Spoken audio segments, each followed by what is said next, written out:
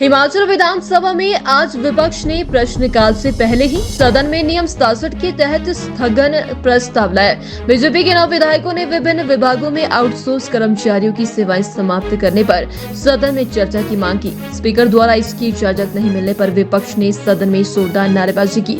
विपक्ष प्रश्नकाल के दौरान सदन में कुछ देर तक नारेबाजी करता रहा और उसके बाद वॉकआउट कर दिया। विपक्ष के नेता जयराम ठाकुर ने कहा कि नियम 67 के तहत विपक्ष ने काम रोको का प्रस्ताव दिया, लेकिन ये स्वीकार नहीं किया गया। कांग्रेस ने 5 लाख रोजगार देने का वादा किया था। सरकार ने आउटसोर्स कर्मचारियों को निकालने का काम शुरू कर दिया है। कोविड काल में सेवाएं दे रहे आउटसोर्स कर्मचारियों को हटाया जा रहा है। जब सवाल पूछे जा रहे हैं तो सरकार इसका उत्तर देने में असमर्थ है। सरकार पिछले सरकार में लगे आउटसोर्स कर्मचारियों को हटाने में लगी है। राजनीतिक मकसद से फैसले लिए जा रहे हैं। सीएम सदन में नहीं है। मुख्यमंत्री संवैधानिक व्यवस्था के विरुद्ध अपने राष्ट्रीय नेता की जमानत के लिए गुजरात गए हुए हैं। विपक्ष ये बर्दाश्त करने वाला नहीं है। पिछले 2 दिनों से मुख्यमंत्री महोदय जी हाउस में नहीं है और बजट सत्र आजकल चल रहा है।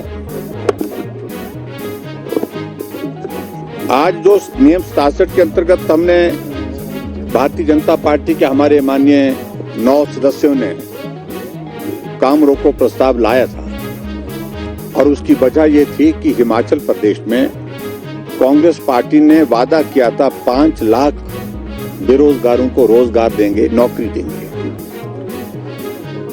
इस बजट में कहीं भी नौकरी देने का उस प्रकार से जिक्र नहीं है। उल्टे जो छोटे कर्मचारी जिनको एक अस्थायी व्यवस्था के अंतर्गत आउटसोर्स के माध्यम से रोजगार प्राप्त हुआ है,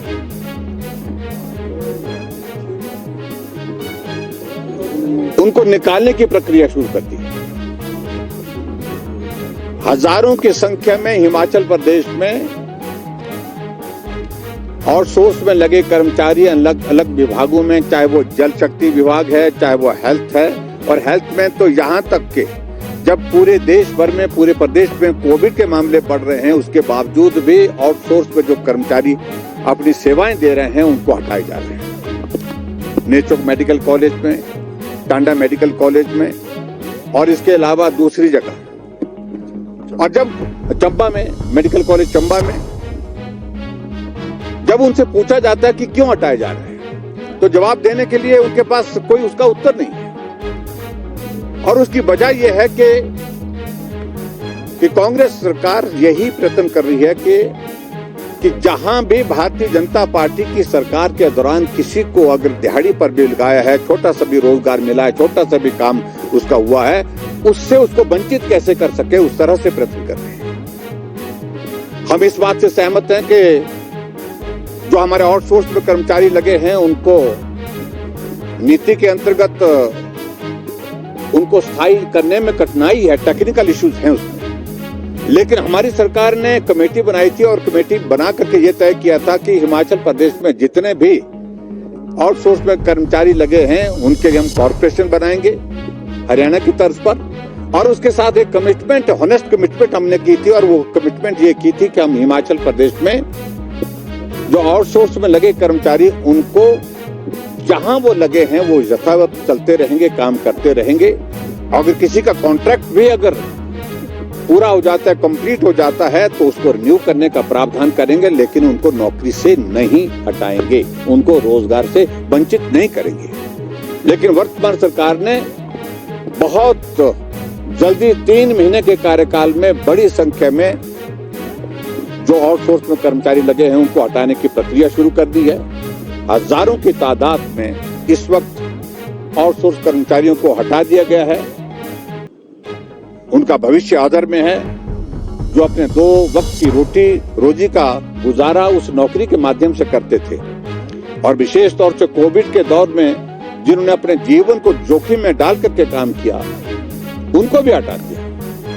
इसलिए सरकार में संवेदनशीलता है नहीं, मानवीय दृष्टिकोण है ही नहीं, सिर्फ राजनीतिक मकसद के साथ सारी चीजें कर रहे हैं। और इसलिए हमने आज तय किया कि नियम 67 के अंतर्गत आज विधानसभा के सत्र में काम रोको प्रस्ताव लाएंगे। हमने प्रस्ताव लाया और हम उम्मीद कर रहे थे कि हमारे अध्यक्ष महोदय हमें उस पर चर्चा करने के लिए अनुमति देंगे। लेकिन जिस प्रकार से उन्होंने कहा कि प्रश्न के उत्तर में बहुत सारे जवाब आ चुके हैं, प्रश्न जो है वो कॉन्स्टिट्यूंसी स्पेसिफिक और डिपार्टमेंट स्पेसिफिक है, लेकिन ये तो पूरे प्रदेश का विषय है, सभी विभागों से जुड़ा हुआ विषय है, इसलिए वो उस उत्तर से हम संतुष्ट नहीं, और कांग्रेस पार्टी की सरकार की ओर से भी कोई जवाब इसमें देने की हिम्मत नहीं कर पाया। मुख्यमंत्री यहाँ उपस्थित नहीं है।